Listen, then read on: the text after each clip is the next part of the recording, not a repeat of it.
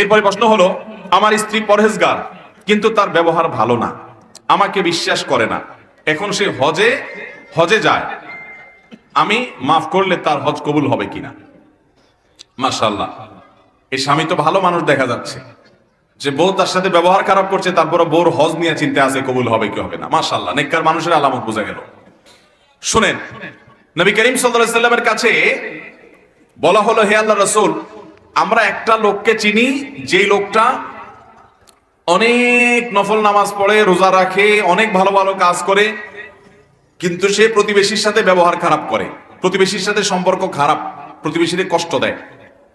কি হবে তার? নবী সাল্লাল্লাহু আলাইহি সাল্লাম বলেছেন, হুয়া ফিন্নার, সে জাহান্নামে যাবে।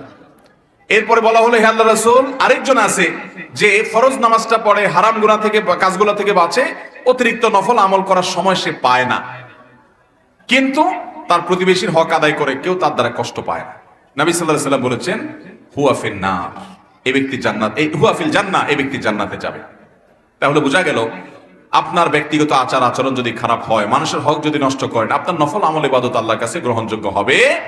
তবে যে বোনের কথা বলা হলো, তিনি সত্যিই যদি তার স্বামীর সাথে ব্যবহার খারাপ করেন, আচরণ খারাপ করেন, তিনি গুনাহগার। স্বামী যদি তাকে মাফ করেন, যে স্বামী প্রশ্ন করেছেন, আপনি যদি মাফ করে দেন তাকে আল্লাহর জন্য, তিনি যদি নিজেকে শুধরে নেন, তাহলে ইনশাআল্লাহ তার হজ এটা অবশ্যই ফলপ্রসূ হতে পারে, এটা অবশ্যই আল্লাহর কাছে মাকবুল হতে পারে, বিশেষ করে আপনি স্বামী হিসাবে যদি তাকে মাফ করে দেন। স্বামী ও স্ত্রীর মাঝে ঝগড়ার কারণে স্বামী যদি স্ত্রীকে বলে, আমি তোমাকে বিদায় করে দিব, আমি তোমাকে রশি কেটে দেব, তুমি চলে যাও, এভাবে যদি বারবার বলতে থাকে, তাহলে তালাক হবে কিনা, স্বামী স্ত্রীর সম্পর্ক থাকবে কিনা, এখন স্ত্রীর করণীয় কি?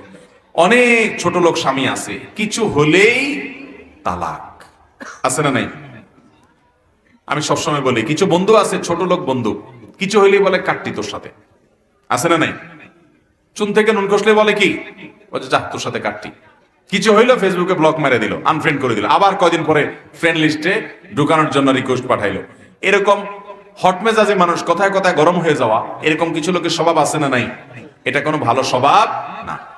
কোন স্বামী যদি তার স্ত্রীকে এরকম কথায় কথায় তালাকের কথা বলে, সে নিকৃষ্ট স্বামী, কথায় কথা তালাকের কথা বলা যাবে না। কিন্তু মাসআলার উত্তর হলো, যদি কেউ বলে আমি তোমাকে তালাক দেব, রশি কেটে দেব, অর্থাৎ এখন দেই নাই, দেব ভবিষ্যতে, এই দেব যদি বলে, তাতে তালাক হয় না। কিন্তু দেব বলার পরে যদি বলে দিলাম, তাহলে আবার তালাক হয়ে যাবে। অর্থাৎ অতীতকালীন ক্রিয়া এটা যদি বলে, তাহলে তালাক হয়ে যাবে, আর ভবিষ্যৎকালীন ক্রিয়া ব্যবহার করে যদি বলে, তাহলে তালাক হবে না। অতএব এরকম ঘন ঘন যদি কোনো স্বামী তালাকের কথা বলার বদভ্যাস থাকে, তাকে কোনো আলেমের কাছে নিয়ে যেতে হবে, যে কথায় কথায় স্ত্রীকে তালাকের কথা বলা গুনাহ। আবার অনেক মহিলাও আছে ছোট লোক টাইপের, কথায় কথায় বলে যে তোমার সংসার আর করবো না, আমি চলে গেলাম বাপের বাড়িতে, ব্যাগটা গোছায় হাঁটা দেয়, আছে না নাই?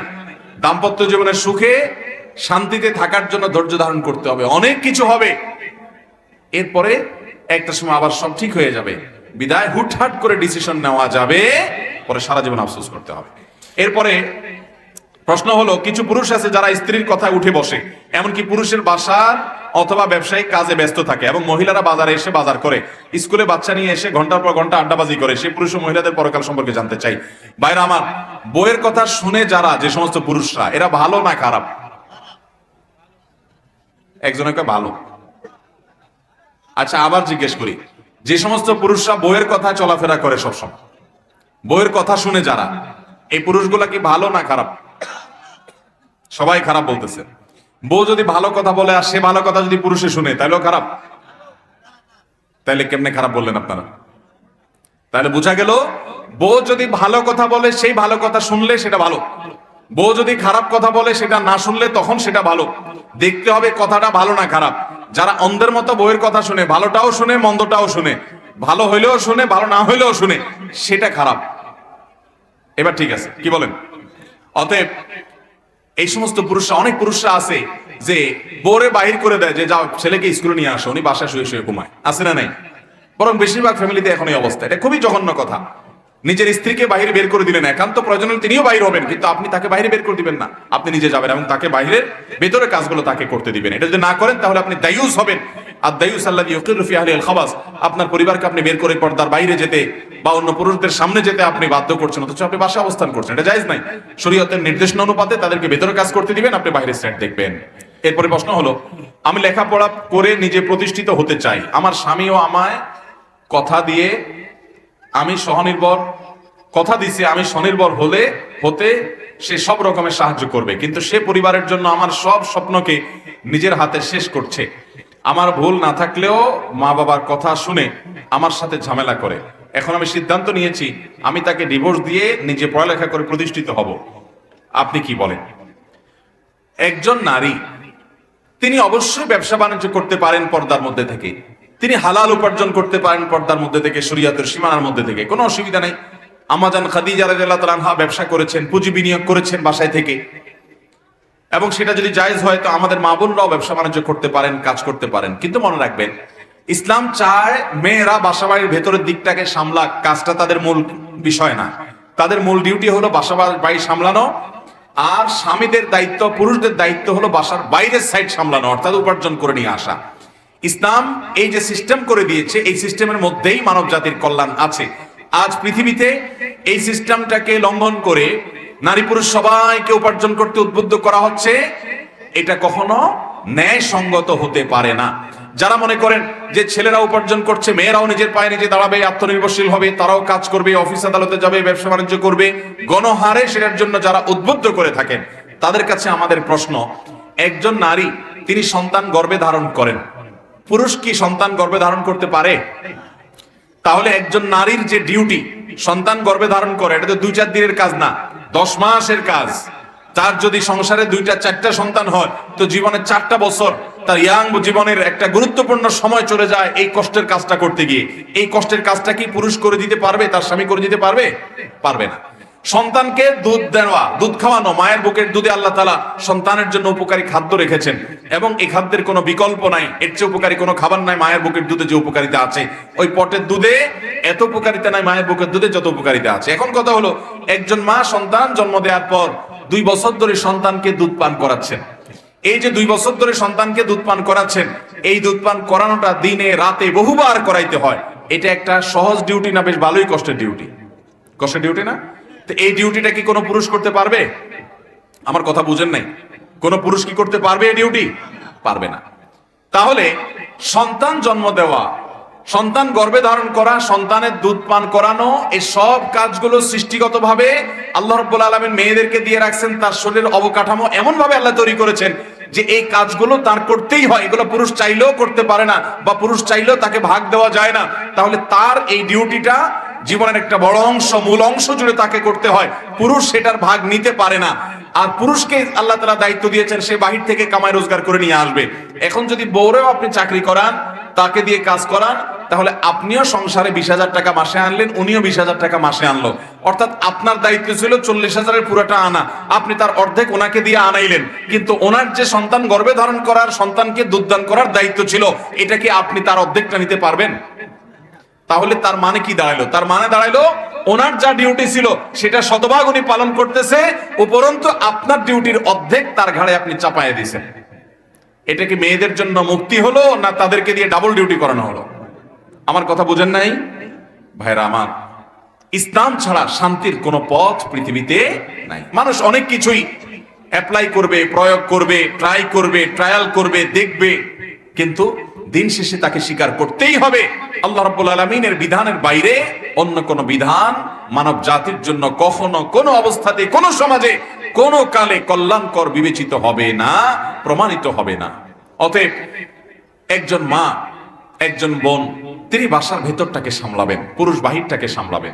ভেতরটা সামলানোর পাশাপাশি তিনি কিছু করতে পারেন, সেটা করতে পারেন। অথবা তার স্বামী অমানুষ, তার ভরণ পোষণ দেয় না, তিনি নিরুপায় হয়ে নিজের ভরণ পোষণের জন্য ব্যবস্থা করতে হয়, সেটাও তিনি করবেন। কিন্তু অপ্রয়োজনে, অপ্রাসঙ্গিক ভাবে, অযাচিত ভাবে তিনি অহেতুক নিজেকে বাহিরে এঙ্গেজ করে ফেলবেন, এবং এটা স্বামী করতে না দিলে স্বামীকে ডিভোর্স দেওয়ার চিন্তা করবেন, এটা অবশ্যই কোনো প্রশংসনীয় চিন্তা হতে পারে না। আল্লাহ কোরআনে বলেছেন, ওয়াকারনা ফি বুয়ুতিকুন্না, হে নারীরা তোমরা তোমাদের বাসা বাড়িতে অবস্থান করো। অবস্থান করাটাই নারীর জন্য অধিকতর উপযোগী। আচ্ছা বলুন তো, সন্তান গর্ভে ধারণ করলে ওই টাইমটাতে অফিস আদালতে, ওই টাইমটাতে রাস্তাঘাটে, ওই দিনটাতে কাজে কর্মে থাকা বেশি উপযোগী, না বাসায় থাকাটা বেশি স্বাস্থ্যের জন্য উপযোগী এবং ভালো? কোনটা? বাসা থাকাটা না? সন্তানকে 2 বছর ধরে যে দুধ দিতে হয়, এই দুধ পান করানোর জন্য রাস্তাঘাট, অফিস আদালত, দোকানপাট, সেগুলো বেশি উপযোগী জায়গা, নাকি সন্তানকে দুধ পান করানোর জন্য বাসাটা উপযোগী জায়গা? তাহলে নারীর শরীরের অবকাঠামো আল্লাহর কুদরতি সিস্টেমও বলছে যে নারী বাসা বাড়িতে থাকবেন। আমাদের যে সমস্ত নাস্তিক বন্ধুরা তারা অস্বীকার করে এই বিষয়টা, মজার বিষয় হলো নানান সময় তাদের মুখ থেকেই এই সত্য কথাটা বেরিয়ে আসে, তারা টেরও পায় না। এই যে সদ্য যে বিতর্কিত বই ক্লাস 6-7 যে বই নিয়ে সারা দেশে সমালোচনার ঝড় উঠলো এবং আলহামদুলিল্লাহ সেই বইয়ের বিতর্কিত অংশ পাঠদান বন্ধ করার ঘোষণা হলো, সেজন্য অবশ্যই সংশ্লিষ্টদেরকে আমরা ধন্যবাদ জানাই। কিন্তু সেই বিতর্কিত বইয়ের একটা অংশ ছিল শরীফার গল্প, আপনারা অনেকে শুনেছেন। এই শরীফার গল্পের মধ্যে দেখা গেল যে ট্রান্সজেন্ডার এটাকে সমাজে এটা নিয়ে আলোচনা উঠিয়ে ঘুরিয়ে ফিরিয়ে সমকামিতাকে সমাজে প্রতিষ্ঠিত করার অপচেষ্টা করা হলো। মুসলমানদের সমাজে অপ্রয়োজনে এখানে সমকামিতাকে প্রতিষ্ঠা করার যে নোংরা চেষ্টা করা হয়েছে গল্পের মাধ্যমে, সেটা আমরা সবাই জানি। এই গল্পের মধ্যে বলা হয়েছে শরীফ নামে একটা লোক, তিনি হঠাৎ করে মনে করতে লাগলেন, তার মনে হলো তিনি এখন মহিলা হয়ে গেছেন, এই জন্য তিনি শরীফা বলছেন। আসলে কিছুই হন নাই, তার মাথা থেকে পা পর্যন্ত একজন পুরুষের শরীরে যা যা আছে তার শরীরে তা তা আছে, অবকাঠামো ঠিক পুরুষেরই আছে, পরিবর্তন কিচ্ছু হয় নাই, কিন্তু তার মনে হয়েছে তিনি মহিলা, এই জন্য তার নাম শরীফ থেকে তিনি শরীফা করে ফেলছেন। আচ্ছা, ভালো কথা। এই গল্পের মধ্যে লেখা আছে যে যখন তার মনে হলো তিনি নারী হয়ে গেছেন, তখন থেকে তিনি বাইরে কাজ করা অপছন্দ করতে লাগলেন। তার বাইরের কাজ আর ভালো লাগে না, তখন থেকে মায়ের কাজে সহযোগিতা করতে তার ভালো লাগে।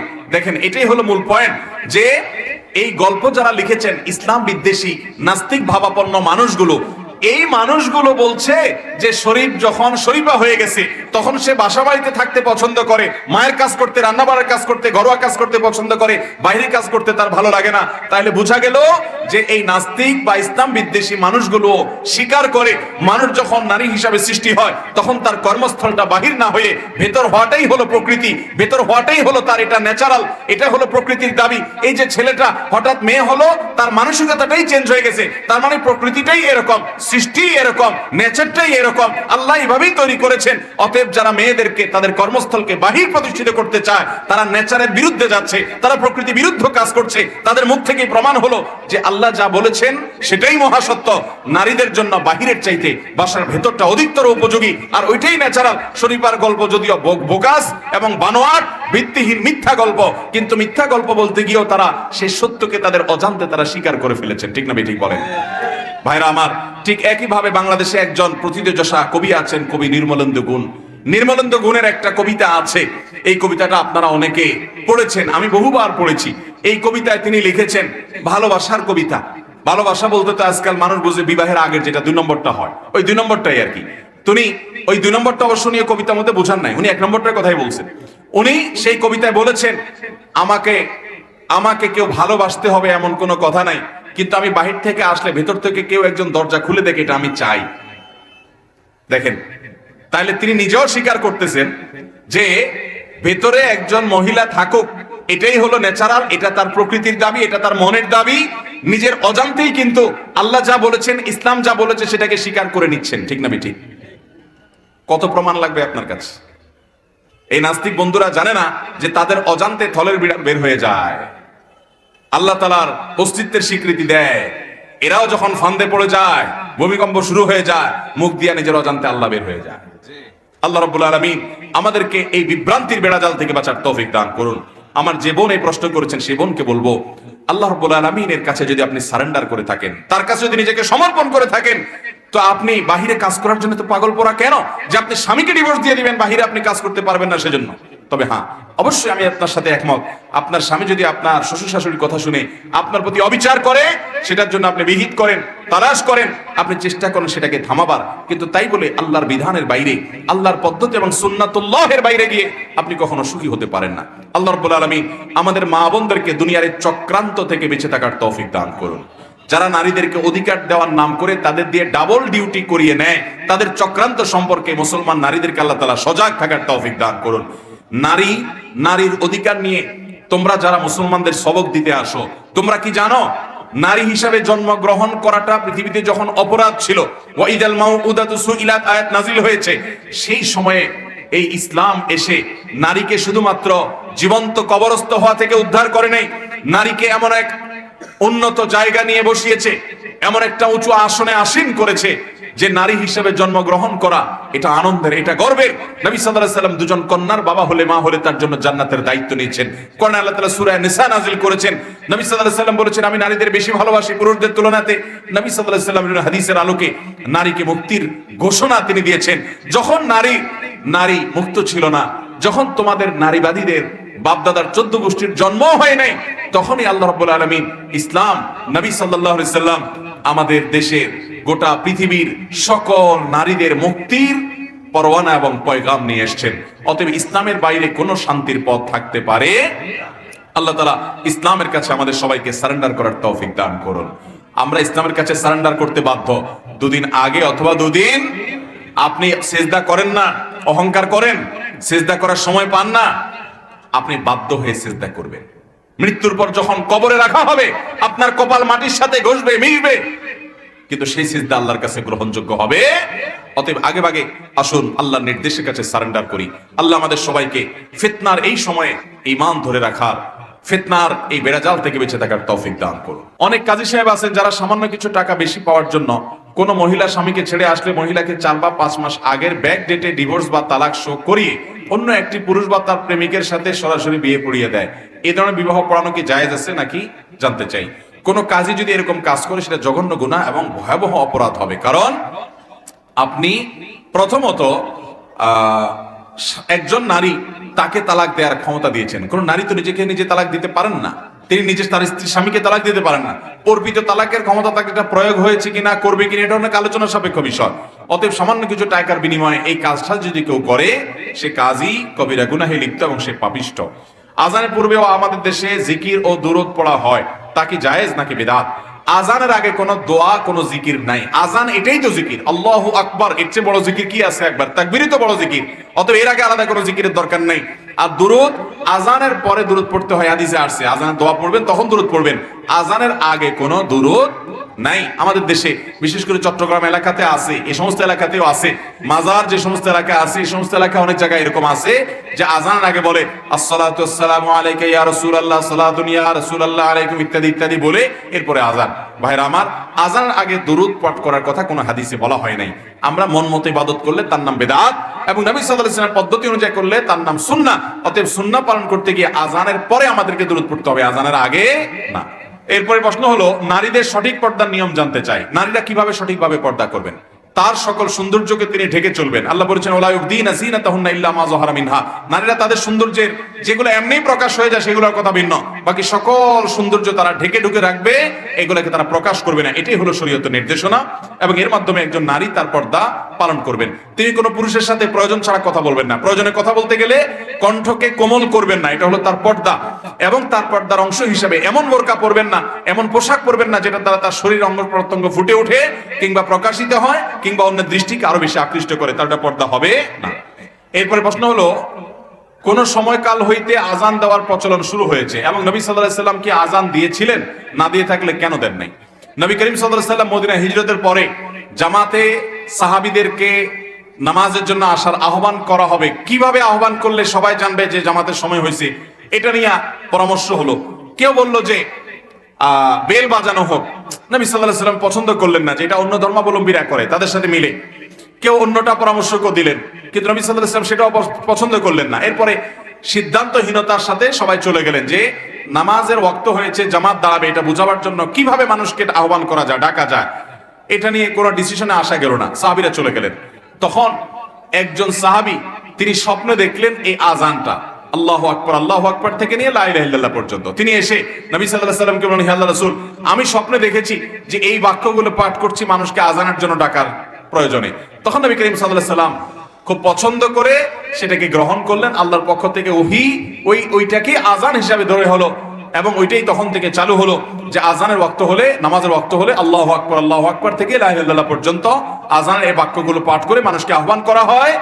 এবং এই সম্পর্কে আল্লাহ তাআলা কোরআনে কারীমে সূরা জুমার মধ্যে বলেছেন, ইযা নুদিয়া লিস-সালাতি মিন ইয়াউমিল জুমআহ, জুমার দিন যখন আজানের জন্য ডাকা হয়, এই যে ডাক হাইয়া আলাস সালাহ, হাইয়া আলাল ফালাহ, এই ডাকের কথা আল্লাহ বলেছেন। তাহলে এটা নবী করিম সাল্লাল্লাহু আলাইহি সাল্লামের সময়ে মদিনা জিন্দেগিতে আসার পর এটা নবী সাল্লাল্লাহু আলাইহি সাল্লাম এক সাহাবীর স্বপ্নের উপর ভিত্তি করে চালু করেছেন, এবং তিনি যেটা চালু করেন ওইটাই শরীয়ত, ওইটাই ওহী।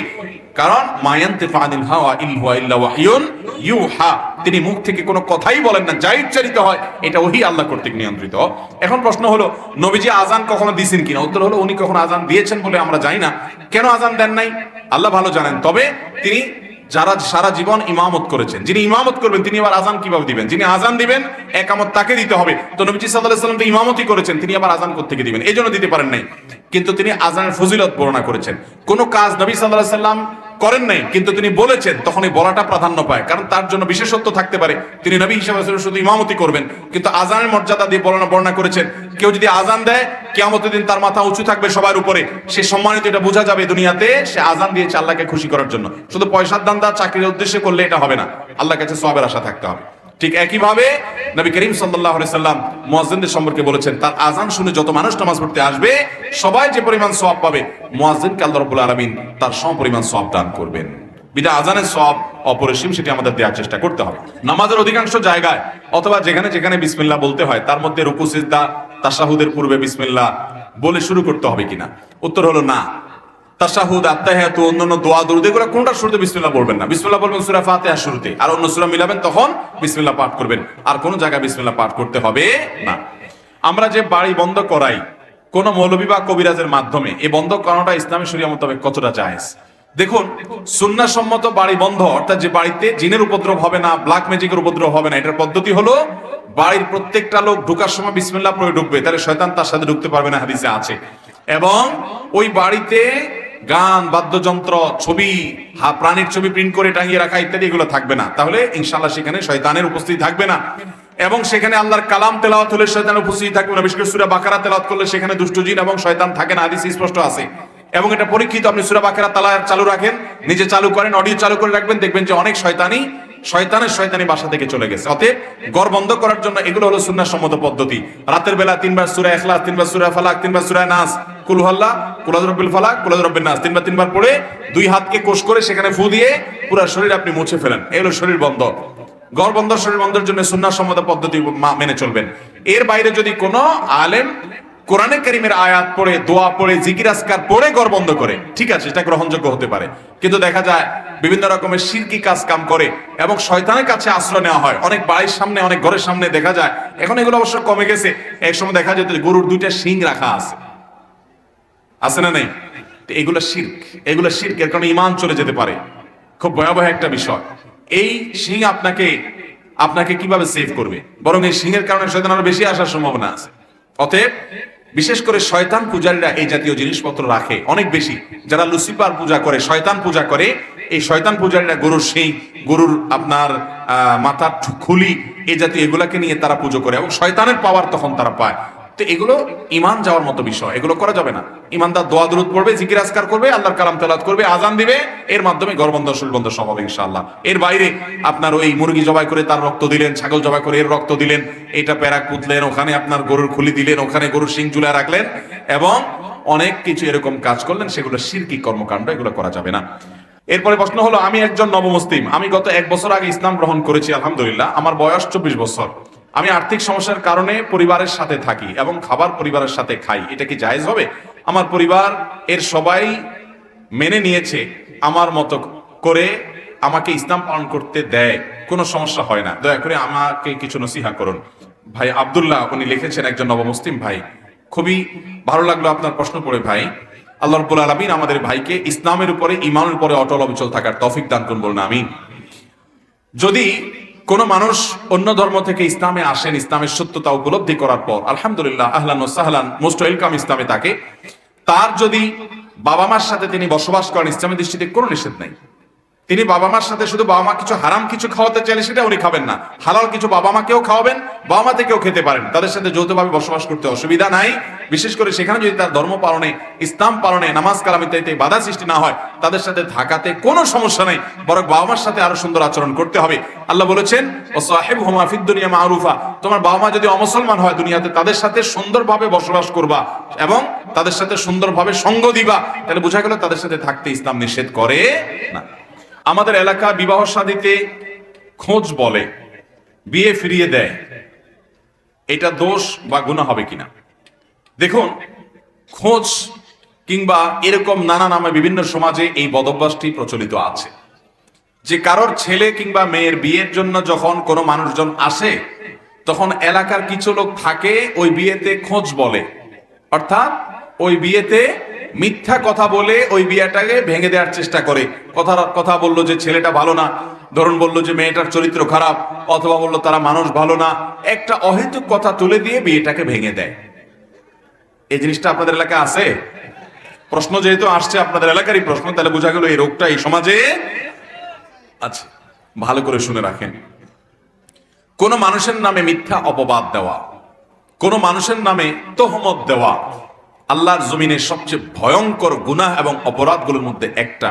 আপনি কোন মানুষের চরিত্রে কালিমা দিলেন, মনে করছেন যে একটু বললাম, একটু শত্রুতা উদ্ধার করলাম, চান্স পাইলাম, একটু বলে দিলাম, এটা আর এমন কি? আল্লাহ তাআলা কোরআনে বলেছেন, তাহসাবুনাহু হাইয়িনা ওয়া হুয়া ইনদাল্লাহি আযীম। তোমরা মানুষের চরিত্র নিয়ে যে অপবাদ দেওয়া, এটাকে খুব হালকা জিনিস মনে করো, বিবাহে খোঁজ বলে দাও, একটা ত্রুটি বলে দিয়ে বিয়েটাকে ভেঙে দাও, ওয়া হুয়া ইনদাল্লাহি আযীম, অথচ এটা আল্লাহ তাআলার কাছে অনেক বিশাল বড় ব্যাপার। একটা মানুষের পেছনে তার যে দোষটা আছে, এই দোষটা যদি তার পেছনে বলেন, এটার নাম কি? গীবত। যিকরুকা আখাকা মা ইয়াকরাহুহু, তোমার মুসলিম ভাইয়ের অগোচরে তার পেছনে যদি এমন কোন কথা বলো যেটা তার সামনে বললে তিনি কষ্ট পাবেন, এটার নাম কি? গীবত। এই গীবত যদি ইসলামে হারাম হয়, নিষিদ্ধ হয়, এবং আপন মৃত মরা ভাইয়ের গোশত খাওয়ার মতো জঘন্য, নোংরা এবং ভয়াবহ অপরাধ হয়, অথচ আপনি যার গীবত করছেন সেই দোষটা তার মধ্যে আছে না নাই? আছে। তার মধ্যে সেটা থাকলে তখন তার পেছনে বললেন শুধু, এই কারণে সেটা গীবত হলো। আর যদি কারোর পেছনে এমন কথা বলেন, এমন ত্রুটির কথা বলেন, তার এমন সমস্যার কথা বলেন যেটা আসলে বাস্তবে নাই, তাহলে সেটা তো গীবতের চাইতে বহুগুণ জঘন্য বলার অপেক্ষা রাখে। এটাকে বলা হয় তহমত। এটাকে কি বলা হয়? তহমত, মানে মিথ্যা অপবাদ। এই মিথ্যা অপবাদ দেওয়া এটা জঘন্য অপরাধ, জঘন্য গুনাহ ভাইরা আমার, আল্লাহর আরশ কাঁপার মতো অপরাধ।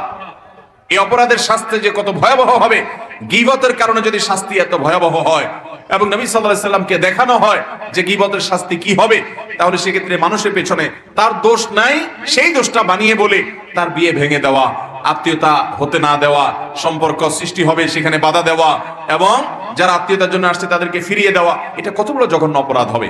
আমরা অনেকে আছি নামাজে কালামে মুসলমান, নামে মুসলমান, দাবিতে মুসলমান, কিন্তু এই জাতীয় আচরণে মুসলমান তো দূরের কথা, সম্পূর্ণ কাফের বেঈমানদের চাইতে অনেক সময় খারাপ চরিত্রের, পশুদের মতো, বরং পশুদেরকে হার মানানো খারাপ চরিত্রের। এটা এরকম একটা চরিত্র যে অহেতুক একটা মানুষের নাম মিথ্যা কথা বলে, আপনার হয়তো তার সাথে কোনো কারণে শত্রুতা আছে, হতে পারে, একসাথে থাকতে গেলে শত্রুতা হতেই পারে, কিন্তু তাই বলে তার ছেলে তার মেয়ের বিয়েটাকে আপনি খোঁজ বলে সেখানে মিথ্যা কথা বলে আপনি ভেঙে দিলেন, এটা কখনো জায়েজ হতে পারে না। আল্লাহর জমিনের সবচেয়ে বড় অপরাধগুলোর মধ্যে একটা। খবরদার, আল্লাহকে ভয় করেন। আপনি না পারলে চুপ থাকেন, কোনো মন্তব্য করবেন না, কিন্তু মিথ্যা কথা বলার কোনো সুযোগ নাই।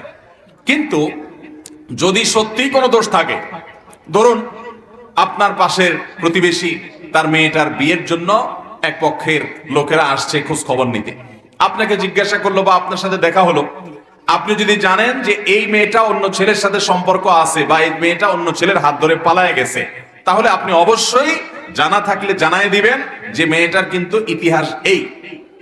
আপনি যদি জানেন এই মেয়েটার শরীরে ভয়াবহ কোনো রোগ আছে, তো আপনি অবশ্যই সেটা জানাই দিবেন। এই জানাই দেওয়াটা গীবত হবে না, হারাম হবে না, কারণ এটা তো তার সামনে সত্য উন্মোচন করার প্রয়োজন, তা না হলে সে ধোঁকা খাবে, প্রতারিত হবে, এটা আপনাকে করতেই হবে। এখানে যদি আপনি বরং লোকছাপা করেন তাহলে আপনি গুনাহগার হবেন, কারণ লোকটাকে আপনি প্রতারিত করলেন। অতএব বিয়ের জন্য যখন কেউ আসে, পারলে সত্য কথা বলবেন, আর না পারলে চুপ থাকবেন। কখনো মিথ্যা কথা বলে বিয়ে ভেঙে দেওয়া, তাদেরকে ফিরিয়ে দেওয়া এবং এই জাতীয় কোনো কাজ করা, এগুলো জঘন্য অপরাধ। কবিরা গুনার মধ্যে যদি তালিকা করা হয়, সবচেয়ে শীর্ষস্থানীয় ভয়াবহ অপরাধগুলোর মধ্যে থেকে একটি। আল্লাহ রাব্বুল আলামিন আমাদেরকে এই ধরনের ভয়াবহ গুনাহ থেকে বেঁচে থাকার তৌফিক দান করুন। সবাই মেনে চলবো তো ইনশাআল্লাহ? বাবারা, ভাইয়েরা, নামাজ কালাম পড়ে শুধুমাত্র জান্নাতে যাবেন এত সোজা না। আপনার আচার আচরণ, আপনার কাজ কারবার, আপনার এই জাতীয় বিষয়গুলো আপনার জান্নাত এবং জাহান্নামে যাওয়ার ফয়সালা এগুলোর মাধ্যমে হতে পারে। আপনি কি জান্নাতে যাবেন না জাহান্নামে যাবেন, সেই ফয়সালা নির্ধারিত হতে পারে আপনার এই জাতীয় আচরণের মাধ্যমে। অতএব আপনি কপালে সিল লাগিয়ে ফেললেন, মুখে দাড়ি রাখলেন, এটাই যথেষ্ট নয়। আপনি কোনো মানুষের এভাবে হক নষ্ট করছেন কিনা সেটা আপনাকে দেখতে হবে। আপনার সাথে শত্রুতা আছে, শত থাকতে পারে, তাই বলে আপনি তার নামে একটা মিথ্যা কথা বলে তার ছেলে বা মেয়ের বিয়ে ফিরিয়ে দিবেন, এটা হতে পারে না। এটা কোনো মানুষের চরিত্র হতে পারে না, মুসলমান তো পরের কথা। আমরা বেঁচে থাকবো তো ইনশাআল্লাহ। আল্লাহ রাব্বুল আলামিন এই জাতীয় এই খোঁজ বলা বলেন বা অন্য কোনো নাম দেন, এই জাতীয় বদভ্যাস থেকে আমাদেরকে বেঁচে থাকার তৌফিক দান করুন। এরপরে প্রশ্ন হলো 7.5 তোলা স্বর্ণ অথবা 52.5 তোলা রূপা কারো নিকট থাকলে অথবা সমপরিমাণ মূল্যের টাকা থাকলে যাকাত দিতে হয়, কিন্তু 7.5 তোলা স্বর্ণের বর্তমান মূল্য প্রায় 6.5 লক্ষ টাকা, কিন্তু 52.5 তোলা রূপার মূল্য অনেক কম, তাহলে স্বর্ণের মূল্য অনুযায়ী যাকাত দিলে আদায় হবে কিনা জানতে চাই। কেউ বলেন 50,000 টাকা অথবা সমপরিমাণ অলংকার থাকলে যাকাত দিতে হবে, সঠিক উত্তর জানতে চাই।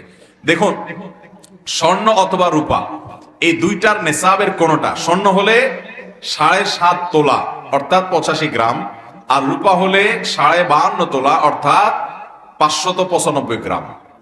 এই পরিমাণ স্বর্ণ অথবা রূপা যে কোনো একটার মালিক হলে তার উপরে যাকাত ফরজ। এখন আমাদের যদি নাকের টাকা হয়, এই টাকাটা স্বর্ণেও কনভার্ট হতে পারে, রূপায় কনভার্ট হতে পারে, এই জন্য সর্বনিম্নটা টাচ করলে যাকাত এসে যাবে। যেহেতু রূপার দাম কম, এই জন্য রূপারটা টাচ করলে যাকাত এসে যাবে। আর যদি কারো পিওর স্বর্ণ থাকে তাহলে সেক্ষেত্রে 7.5 ভরি রাখ পর্যন্ত যাকাত হবে না। কিন্তু স্বর্ণ কিছু আছে, টাকা কিছু আছে, তাহলে দুইটার মূল্য যোগ করে রূপারটা টাচ করলে যাকাত হয়ে যাবে।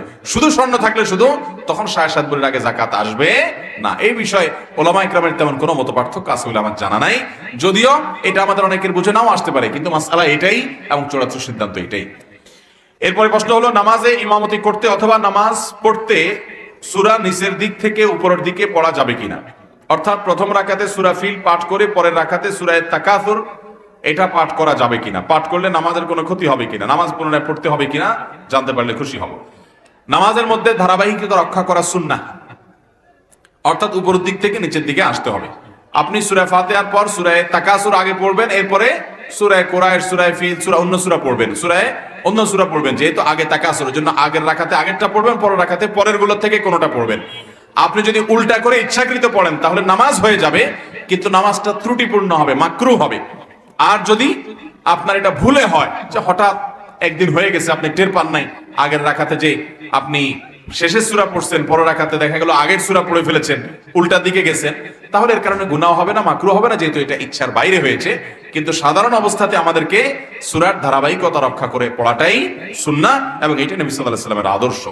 এক মুসল্লি জামাতের চতুর্থ রাকাতে শামিল হলেন, তাকে নামাজ শেষ করার জন্য 3 বার তাশাহুদ পড়তে হবে।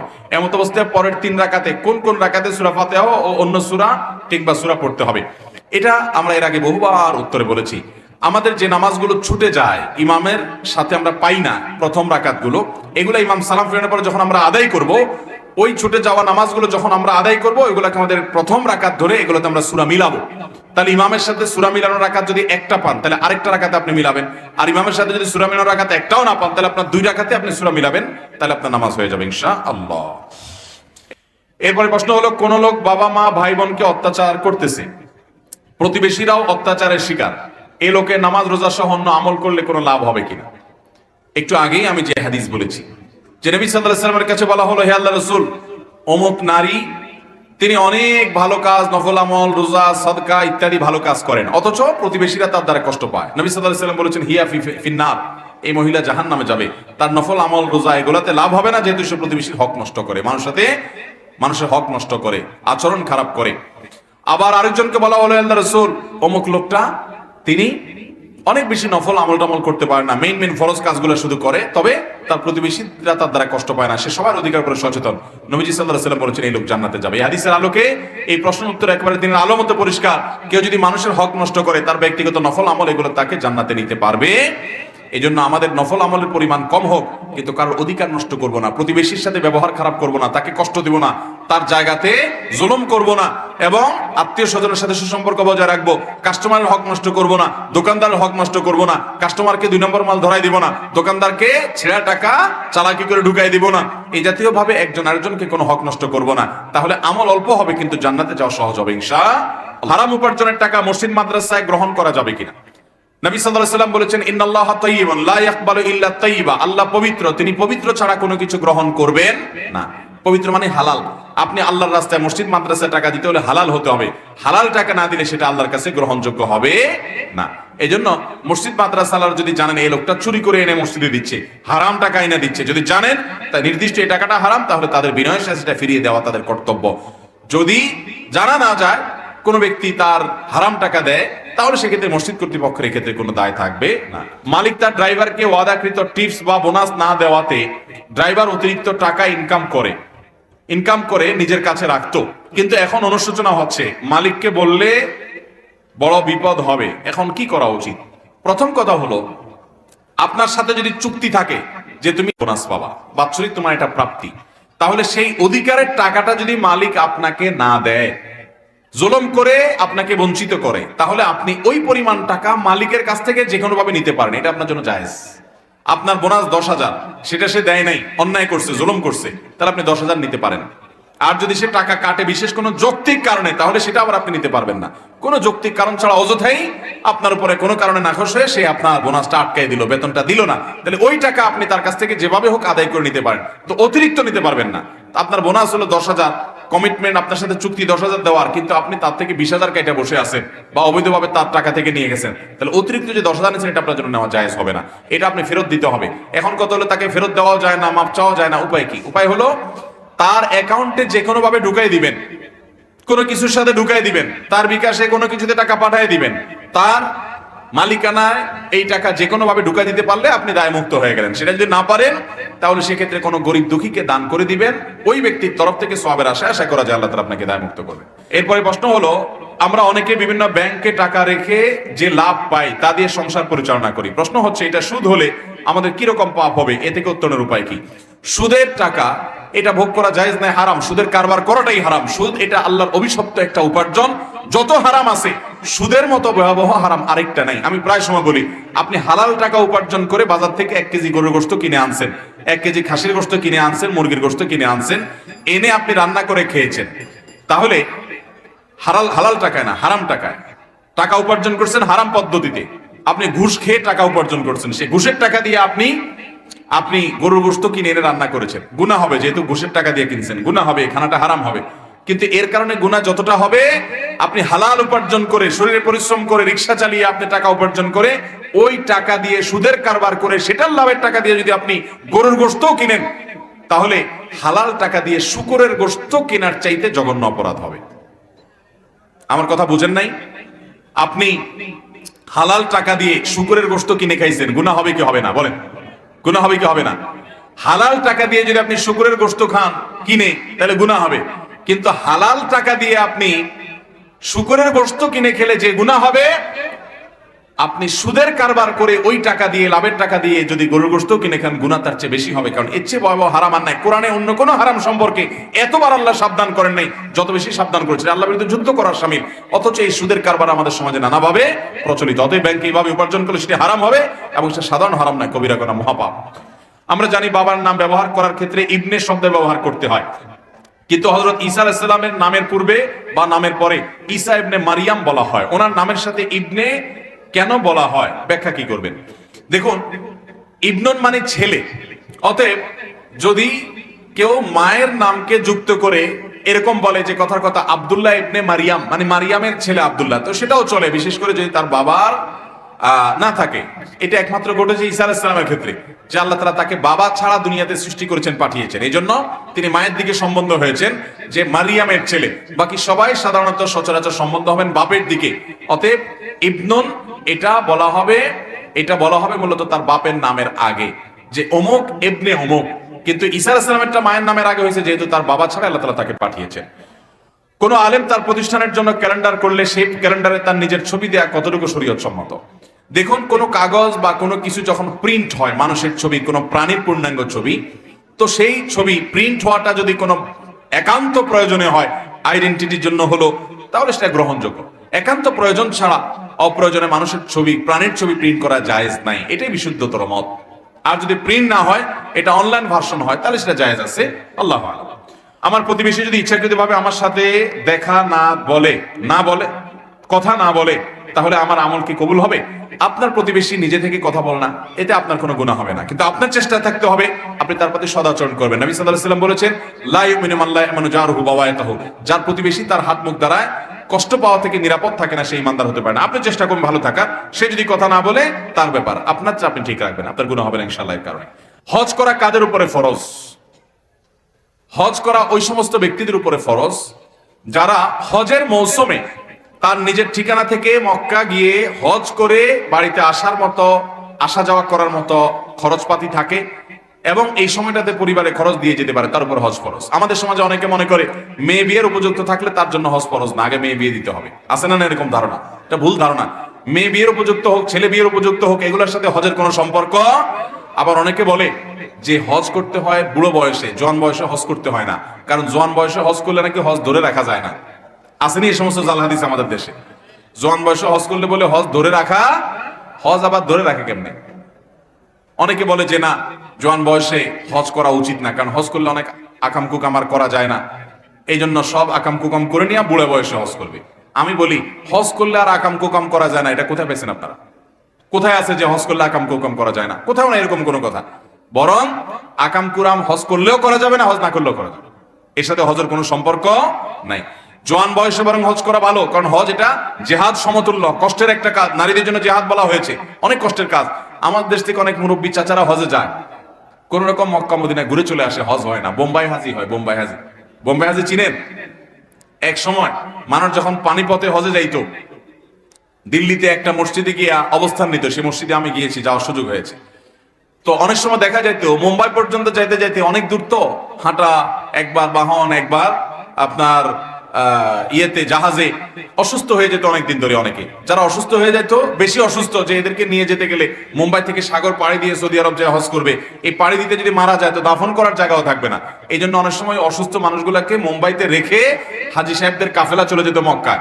মক্কায় গিয়ে ওনারা হজ টজ করে আসার সময় যদি বেঁচে থাকতো এদেরকে দেশে নিয়ে আসতো, আর মরে গেলে তো দাফন দিয়ে দিত। তো এখন বেঁচে থাকলে এদেরকে যখন দেশে আনতো, তো দেশের মানুষরা বলতো বোম্বাই হাজি, এদেরকে বলতো কি হাজি? বলতো বোম্বাই হাজি, কারণ বোম্বাই থেকে ঘুরে আসছে, মক্কা মদিনা যায় নাই। বুঝতে পারছেন কথা? তো এই জাতীয় আমাদের সমাজে অনেকে আছেন যে মক্কা মদিনা বুড়া বয়সে যান, বোম্বাই হাজির মতো মক্কা মদিনা হাজি হয়ে আসেন, আসল হজ হয় না, কারণ বুঝে না, তো আরাফাতে অবস্থান বুঝে না, ফরজ বুঝে না, ওয়াজিব বুঝে না, কষ্ট হয়, পারে না। এই জন্য জোয়ান বয়সে বরং হজ করা অধিকতর উত্তম। বর্তমানে যারা জমির ব্যবসা করে, অর্থাৎ দালালি ব্যবসা, ইসলামের শরীয়ত মোতাবেক এই ব্যবসা কতটুকু হালাল? দালালি ব্যবসা যেটাকে আপনারা বলতেছেন, এটা ইসলামে কতটুকু হালাল?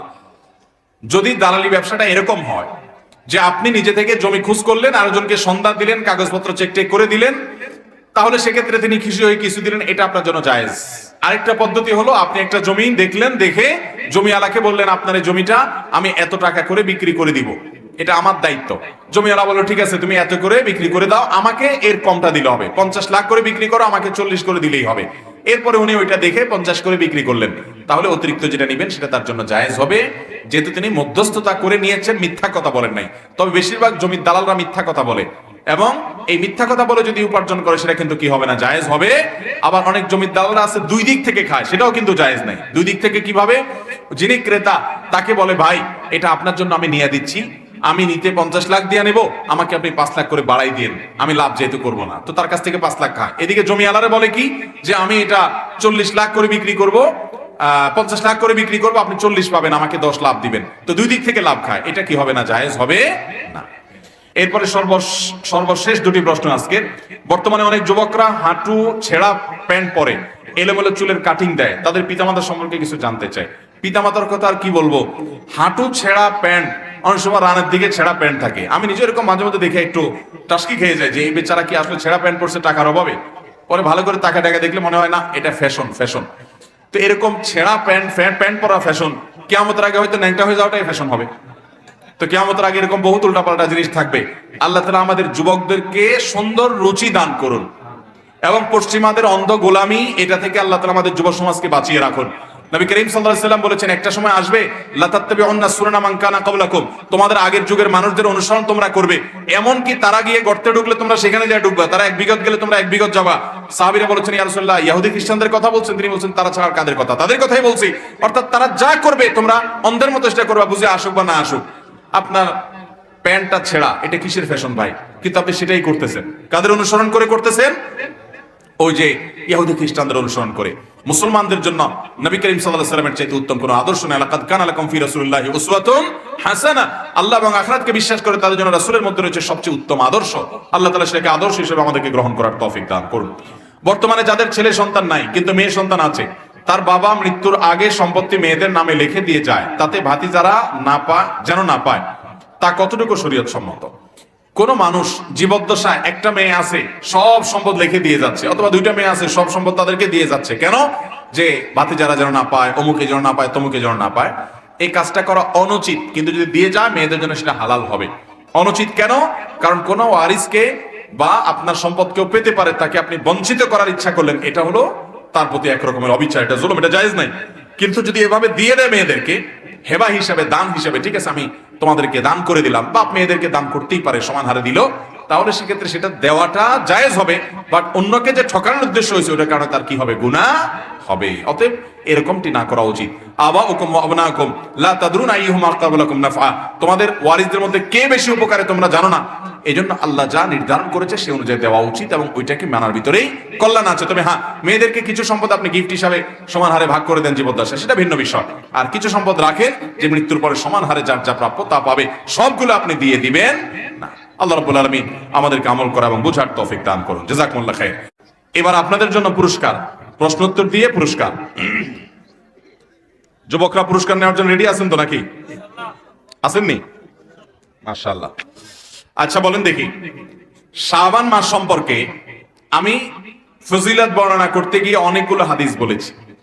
এর ভিতরে শাবান মাসে নবী করিম সাল্লাল্লাহু আলাইহি সাল্লাম কেন বেশি রোজা রাখতেন সে বিষয়ে ওসামা ইবনে যায়েদ রাদিয়াল্লাহু তাআলা বর্ণিত একটা দীর্ঘ হাদিস, তুলনামূলক দীর্ঘ হাদিস আমি বলেছি। সে হাদিসটা পুরাটা বাংলায়, পুরা হাদিসটা নির্যাস কি বলছেন পুরা কথাটা বলতে পারবে যে সে হাত তোলেন। হ্যাঁ, আপনি আগে হাত তুলছেন, দাঁড়ান বলেন বলেন।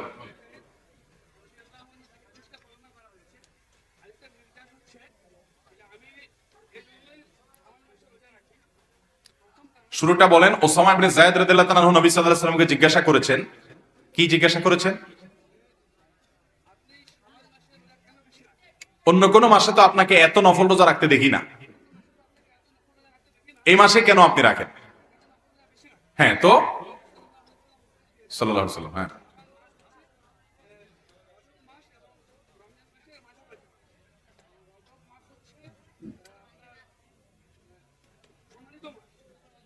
সম্মানিত 4 মাসের একটা হলো রজব। হ্যাঁ, হুম,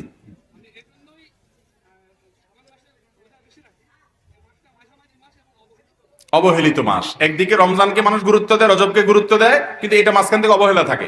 এই জন্য আমি এই মাসে বেশি রোজা রাখি, কারণ যে সময় মানুষ অবহেলা করে ওই সময় ইবাদতের ফজিলত বেশি। ওকে, হইলো। আর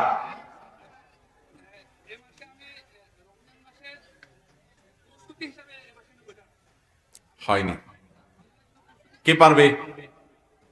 দাঁড়ান না, ওই যে ওই ভাই, ওই ভাই, হ্যাঁ আপনি সামনে আসেন, সামনে আসেন।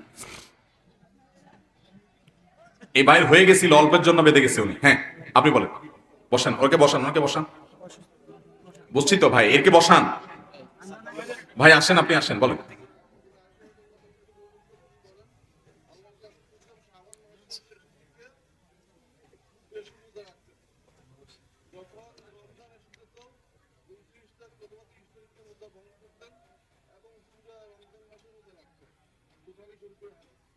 মাশাআল্লাহ, আমরা তো অসুস্থ মানুষ মনে করে পাত্তা দিচ্ছিলাম না, কিন্তু সুন্দর একটা হাদিস তো বলে দিছে সে।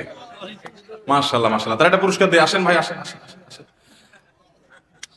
আয়েশা রাদিয়াল্লাহু তাআলা থেকে বর্ণিত, নবী করিম সাল্লাল্লাহু আলাইহি সাল্লাম শাবান মাস আসলে বেশি পরিমাণ রোজা রাখতেন।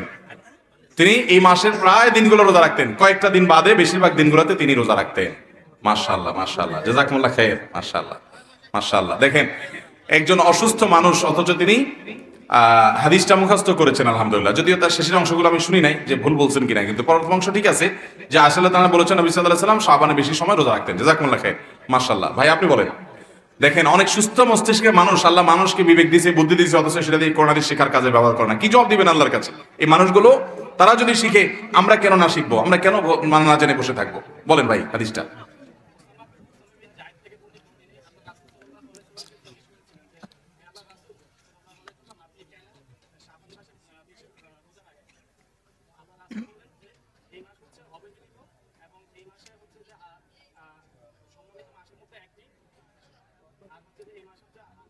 না, এই মাস তো সময় তো মাসের একটা না, হয় নাই আপনার। নির্ভুল ভাবে কে বলতে পারবে? কেউ আছে? সহজ একটা জিনিস কেমনে কঠিন হয়ে গেছে? এই হাদিসটা বলতে পারবে নির্ভুল ভাবে কে? কেউ নাই। আমি যদি বলি তাহলে আমার কি পুরস্কার দিবেন? হ্যাঁ, আমি আবার বলবো, তাহলে আমি কি পুরস্কার পাবো? তাহলে কে বলতে পারবেন বলেন? ওই ভাই তো প্রথমটা পয়েন্ট সুন্দর করে বলছে, আপনি তো ওনার থেকে শুনে শুনে বলতে পারতেন প্রথম পয়েন্ট, পারলেন না তো। শেষের পয়েন্ট বলতে পারবেন আপনি? প্রশ্নটা হলো ওসামা ইবনে যায়েদ রাদিয়াল্লাহু তাআলা আনহু তার থেকে বর্ণিত শাবান মাসে নবী করিম সাল্লাল্লাহু আলাইহি সাল্লাম যে রোজা রাখতেন বেশি, ওই হাদিসটা বলতে হবে। যে উনি নবী সাল্লাল্লাহু আলাইহি সাল্লামকে জিজ্ঞাসা করছেন আপনি শাবানে কেন রোজা বেশি রাখেন, নবী করিম সাল্লাল্লাহু আলাইহি সাল্লাম দুইটা কারণ বলছেন, সেগুলো বলতে হবে।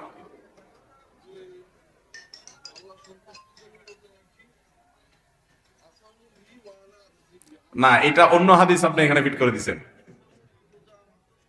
না, এটা সেটা না। আচ্ছা, মাশাআল্লাহ, জাযাকাল্লাহ খাইর, বসেন। আর কেউ আছেন? কেউ বলতে পারবেন? না বাদ দেবো এটা? না, হাদিসটা আমি কই, দুইটা ছেলে আছে, কয়েকজনে ট্রাই করছে, না পারলে কিন্তু উল্টা জরিমানা দিতে হবে। রাজি আছেন? রাজি থাকলে আসেন। আরেকজন কে হাত তুলছে? চলে আসেন, ঝটপট বলেন ভাই, খুব দ্রুত দ্রুত, দেরি করার সময় নাই ভাই।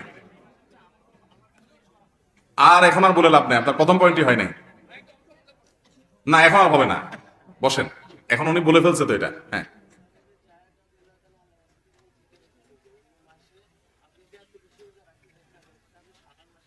হ্যাঁ, সাল্লাল্লাহু আলাইহি ওয়াসাল্লাম।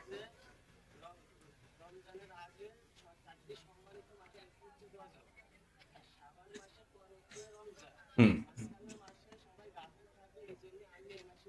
রোজা রাখি, মাশাআল্লাহ।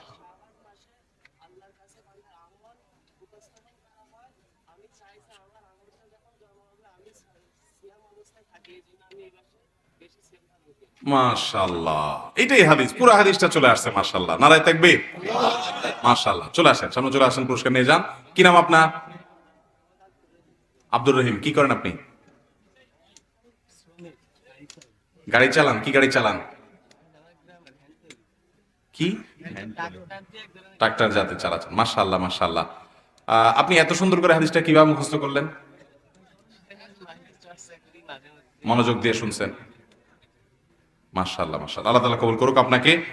আপনার জন্য আমার লেখা দুইটা বই, একটা হলো রমাদান প্ল্যানার, আসুন্নাহ ফাউন্ডেশন থেকে প্রকাশিত, রমাদানকে কিভাবে সুন্দর অর্থবহ করবেন তার জন্য একটা চমৎকার বই। এই বইটা আপনাকে একটা দিলাম, এবং রাসূল আকরাম সাল্লাল্লাহু আলাইহি ওয়াসাল্লামের সকাল সন্ধ্যার দোয়া ও জিকির, দুইটা বই আপনার জন্য হাদিয়া। মাশাআল্লাহ, মাশাআল্লাহ, জাযাকুমুল্লাহ খাইর, বারাকাল্লাহু ফিকুম। আর কোনো প্রশ্ন দেব না, শেষ। আর কোনো প্রশ্ন উত্তর নাই, অনেক সময় হয়েছে প্রশ্ন উত্তর দেওয়া। জাযাকুমুল্লাহ খাইর ভাই। এরপরের প্রশ্ন, আমরা আমাদের আলোচনায় শাবান মাসে 4টা কাজ করতে বলছিলাম, এই 4টা কাজ কে বলতে পারবেন? ওই টুপিওয়ালা ভাই, হ্যাঁ দাঁড়াও, হ্যাঁ ওখান থেকে বলো, জোর করে বলো। আমি হাদিস জানতে চাই না, আমি বলছি শাবান মাসে মোট 4টা কাজের কথা বলছিলাম। বেশি বেশি নফল রোজা রাখা, একটা হয়ে গেল, হ্যাঁ, আর 3টা?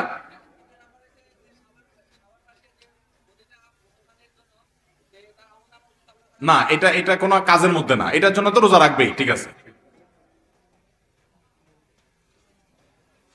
4টা পয়েন্ট বলছি আমি। না না, আপনি বসেন, বসেন, হ্যাঁ। আর আর মনে আছে? বলেন আর কি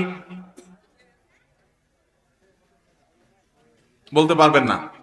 বসেন, বসেন। আর কে, আর কে আছে ভাই? আর কে আছে? আর কেউ আছে? থাক তাহলে আজকে, না পারলে বাদ। কেউ আছে থাকলে হাত তোলেন তাড়াতাড়ি। মোট 4টা পয়েন্ট বলছি আমি, মোট 4টা পয়েন্ট বলছি। কে বলতে পারবে? কেউ নাই? আচ্ছা, আলহামদুলিল্লাহ, তাহলে বাদ আজকে এ পর্যন্ত। আল্লাহ তাআলা আমাদের যা শুনলাম জানলাম বুঝলাম আমল করার তৌফিক দান করুন। জাযাকুমুল্লাহ খাইর, ওয়া আখিরু দাওয়ানা আলহামদুলিল্লাহি রাব্বিল আলামিন। সুবহানাল্লাহি ওয়া বিহামদিহি, সুবহানাকাল্লাহুম্মা ওয়া বিহামদিকা, আশহাদু আল্লা ইলাহা ইল্লা আনতা, আস্তাগফিরুকা ওয়া আতুবু ইলাইক।